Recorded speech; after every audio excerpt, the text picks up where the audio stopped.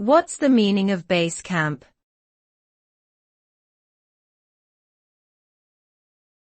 Base camp.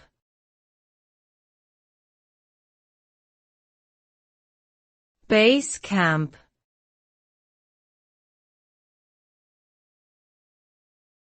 Base camp.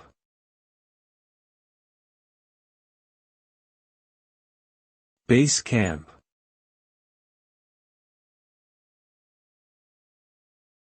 The term base camp generally refers to a temporary or permanent facility that serves as a central location for carrying out activities in a particular area.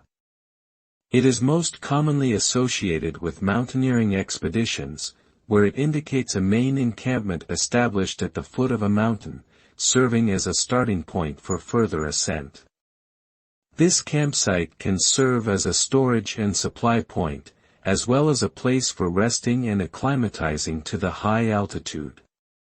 However, the term has also been used in other contexts, such as military operations or exploration missions.